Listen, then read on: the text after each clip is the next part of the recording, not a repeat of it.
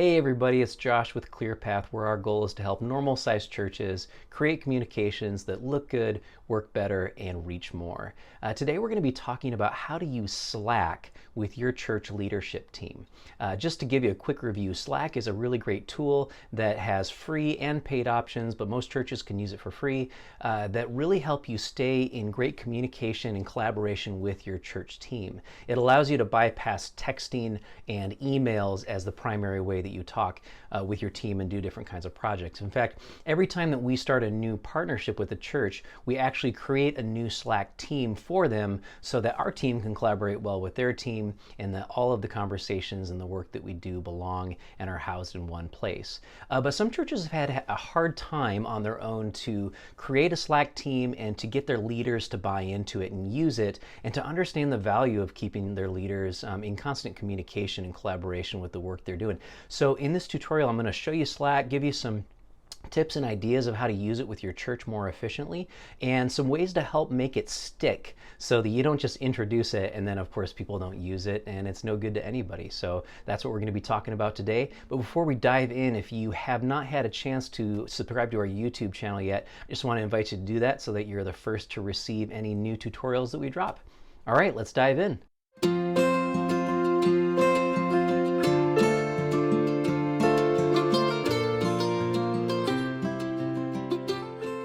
So the question on the table is, how do we use Slack to stay in constant collaboration with your leadership team? And that leadership team could be, could be an elder board or, deacons or some sort of a governing board of people. Or it could be more of like a project management team, a communications team, or a staff or anything. Or it could be all the above, honestly. The one thing I would say is, before we get going, is you probably don't want to use Slack as a communication tool for your entire church. I've actually seen churches and organizations try to use this with a massive group of people and onboard it, and it's usually not going to be successful because it is a higher learning curve. There's more you have to do to get a group of people to adopt and to use and to learn how to use Slack. And so I would definitely encourage you to keep it as a collaborative tool. The other thing I'd say from the outset here is Slack is not a project management tool. It can certainly be used to some degree for project management, but generally you don't want to think of it as a project management tool because it does not have all those built-in triggers and notifications and tasks and to-dos that you're going to get from a more traditional project management tool like Asana or Basecamp or Rike or something like that. So as you can see here, this is a dashboard basically on the computer, but you can also download it as an app onto your phone. And when you're onboarding this with your team, you just want to give them very specific directions as to what your expectations of how they're going to use it. Are they just going to use it on their computers? Is this something they're going to have on their phones? Do you expect them to get back to you right away when you're talking? All that good stuff you definitely want to cover in your onboarding time. But when you're starting out, what you're going to be starting with is you're just going to create with a fresh account.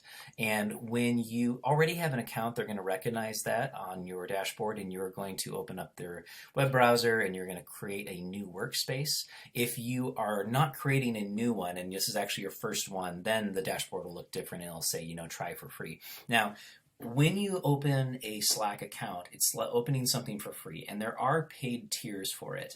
But unless it has certain features that you want in the paid version of it, you can probably stay in the free version and you're going to be fine, and it's going to be plenty for your small team. You don't need to upgrade to a paid version.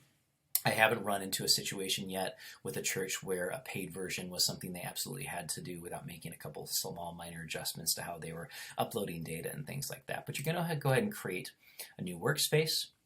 And if you're already logged in, then they're just going to let you create a workspace very easily. If you're new, it's going to want you to log in either by creating an account with a username and a password, or it's going to let you use something like Google to log in and create one. If your church is using Google Workspace and you have unified domain emails, that's probably a way you're going to want to go, because Slack is automatically going to recognize that the back part of that email, like mine for instance, josh@clearpath.church, inside of the Clearpath Slack team, if you have a clearpath.church email, it's automatically going to let them sign in and get everything going without even having to be invited. So that's a nice little plus there. You're going to go ahead and create a workspace, and you're going to go through all these steps of creating your workspace. Now, I'm not going to show you all the details of everything you can do when you're creating it, but the main bottom line I want to tell you is when you create that, you're going to want to download the application onto your computer, whether it's Windows or Mac, or you're going to want to download it onto your phone as an application, so that whether you're on your computer or on your phone, you're able to respond to messages, you're able to keep in touch, and just really let this be a very powerful communication tool. So here we are on the application here, and if I have this open and I click on plus, it's going to allow me to either create a new account or find an account that I just made. So you're going to take a little bit of time to just make sure everything's getting set up and everything's good on everybody's devices. And then just a quick little tour as to what you're actually looking at when you're looking at this dashboard. So I'm going to go ahead and go into the Clearpath project here. And as you can see, there's a number of things here going on the left. We have threads, direct messages, so on and so forth. And then we get to channels, and we have direct messages. Most of what you're going to be doing in your Slack team is you're going to be doing conversation either as a direct messages, which is one-off conversations between either two people or between a group of people. But it's done so in a way that you're just, let's say I need to talk to 3 people, and it's not about a project, I just need to reach out to them. I can reach out to them one by one, or I can go in here and click the plus, and I can, say everybody that I want to talk to, and put them in a message, kind of like I'm writing an email basically, except it puts it into a direct message here, and everybody's going to get those messages and so on. A lot of the time though, and this is definitely the way I would encourage you to use this tool, is you're going to be using channels. Now, channels are specific custom areas that you've created to have specific conversations about a project or an ongoing team, where you can actually dig into lots of different conversations, but it's ongoing and all the time. Okay, to start things off, to show you how these channels work, what I want to do is show you this specific channel with this specific church that we work with, and I'm really close with them, so I know they wouldn't mind me kind of going in here and talking about some things. But here we have a channel. It's called the Clearpath Queue. This is the channel that this particular church uses to reach out to my team, so that anything they need, we can just jump right in there and take care of. And you'll notice here in the queue, there's a number of options. You have, in these channels, you can have one that has a hashtag there, which means it's an open channel, or you can use one with a lock, which means it's a private channel. Private channels are designed so that only certain people can be a part of it, but not only can only certain people be a part of it, but only certain people can see that the channel exists. So if on your leadership team, for instance, you have like a pastoral care team, and maybe there's 5 or 6 people on that pastoral care team, and they have confidential conversations, and they need to talk about what's going on maybe in somebody's lives, or prayer requests that are not for everybody to see, not even everybody on the Slack team or on staff.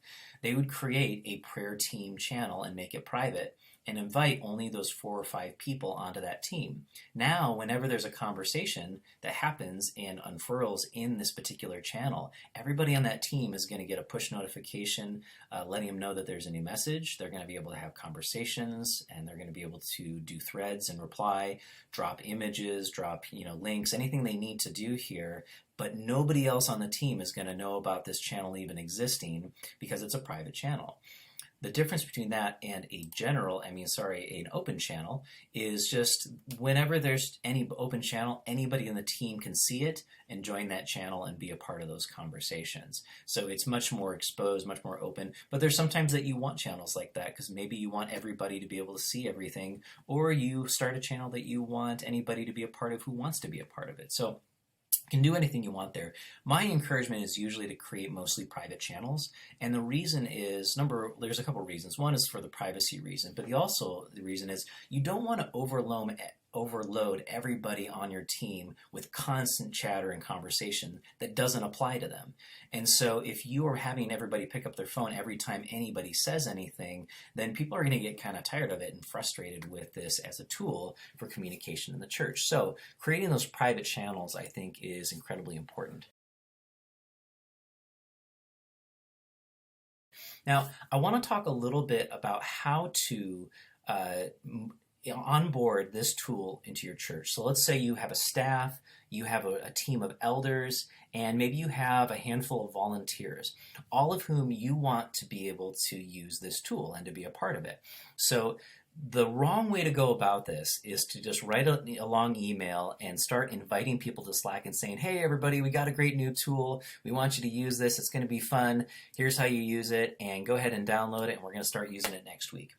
Almost every time, that very kind of quick and dirty method of getting any group to adopt any kind of technology is not going to work. And whether we're talking about, a church management system, applications, anything, if you're asking a group of people who especially are not necessarily staff people to just follow directions and start using something, it's not usually going to work. Just because you're going to have a few people who jump on board because they're early adopters, but there's other folks who are going to get frustrated by it. They're not going to know how to use it. They're going to get turned off to it right away. And so for that reason, one of my encouragements to you is to be very strategic about how you roll this out to your leadership. Don't do it quickly. Don't do it at a whim just because all of a sudden you want something in place by next week. But really think carefully through for your own church, why are you doing this? And be able to communicate with your team, why is this important to us as a team? We're asking you to do something. We're asking you to download something onto your phone. We're also asking you to adopt certain rhythms of communication that you're maybe not used to. Maybe you're used to email. Maybe you're used to texting. Here's why those things are not the best way for our team to communicate anymore. And here's why we're using this. And here's how this is going to help us grow our ministry and be more effective in the things that we're doing as a church.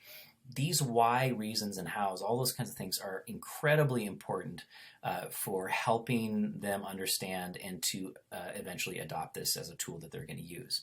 The other thing I would recommend that you do is that you actually hold an in-person meeting or a Zoom meeting, but some kind of a meeting where you're actually in conversation with the people that you're talking with, that you're face to face with them, and you can actually give them instructions and talk with them and talk them through downloading and using it. Because I don't think I've ever onboarded an app or any kind of a technology with a large group of people without a handful of people at least, and sometimes more, who have trouble with technology, who maybe don't know how to download an app onto their phone. And maybe they do know how to download an app onto their phone, but they're not the one who has the password. They have to call their spouse to get the password. And maybe something just doesn't work. Maybe their phone is outdated and it's just not going to work for them. So you need to put their minds at ease and help them find a workaround. There's just lots of little troubleshooting that you can't do when you just send an email out to people. But you can do it when you're in person and you're able to answer questions. You're able to actually, everybody get their phones out, download this app. Here's how we're going to do this. Let's do a test. Like, you can just really help people through it. And by the time you're dismissing that group, hopefully everybody will have an account, they will have it downloaded, they'll be ready to use it, and you've given them some instructions. And finally, the other thing I tell you about it is definitely have some goals for how you're going to use it. Don't just launch this for no reason at all. It really helps specifically to have a project that you're all going to be working on. Maybe you're launching a new website. Maybe you're getting ready for, launching the school year or a fall welcome or a big event. Let that project be the thing that you bring everybody into and start using this tool to get people to be engaging with this tool, so that right away there's something that they're using, there's a reason for it, they're seeing the value of it, and you're having fun with it. And so those are just a few things. Some other random things just to be thinking about that I've just found helpful with churches. Be ready for people to have objections to using Slack or using any kind of application for that matter. It's normal for people to be a little hesitant of new technology, especially if you've introduced new technology many times before. Be okay with those objections. Be willing to hear them. Be willing to push back on them in a gentle and loving way. But eventually, if it's just a no-go for someone, be ready to work with them on it and have a workaround to make it work for them. I'd encourage you not to be difficult and hardline about using everything, because some people, it really just isn't going to work, and there's numerous reasons why it wouldn't work for some people. The other thing is, on a pastoral level, I'd really encourage you to talk through when and how people are going to respond, because you probably don't want to create this culture of busyness and craziness in your church culture. You don't want people to feel like they always need to pick up their phone at 6 in the morning or 10:30 at night to respond to every message. That's probably going to cause burnout and unhealth. So you want to set parameters around those conversations, saying, hey, go ahead and put your Slack notifications on snooze from 5 o'clock to the end of the evening, unless it's an emergency breakthrough. Just give people permission to use this in a healthy way, to have Sabbaths from it, for it not to be this thing that makes people bow to the tyranny of the urgent, but is a helpful tool in keeping communication. Because ultimately the goal here is to remove emails and texting from the communication, which is kind of piecemeal and sporadic. You forgot to include this person in this email. This person didn't send reply to all, so not everybody got the message. You lost the PDF that was in that thing from 5 months ago, so now you got to search through and find it. Like, all that stuff is eliminated when you're using Slack, because you have this go-to place where all these messages are kept and stored, and you can keep them for quite a while, as you can say, 90 days until you kind of do that. So those are just a few things to be thinking about when you're using Slack. I hope that this is a helpful tool for you and your church. I hope that some of these suggestions help you overcome some of these pitfalls and objections that churches tend to have when they don't want to use a plan, something like this. So there's tons and tons of tutorials out there about how to use Slack and how to integrate with other kinds of tools and project management systems and email systems, all that kind of stuff. If you're really into all the super high-tech, nerdy things that you can do with these kinds of systems, by all means, go for it. I would just definitely encourage you not to make all those extreme ways of using Slack with all the integrations a requirement for your church team, because then you're probably going to push people to the edge of what they're willing to take when it comes to technology. You just want it to be a fun and helpful and productive communication tool between you and your team. All right, that's it. Thanks for listening. I hope this helps your church grow and reach more people and get your projects done. And we'll see you next time with our next tutorial.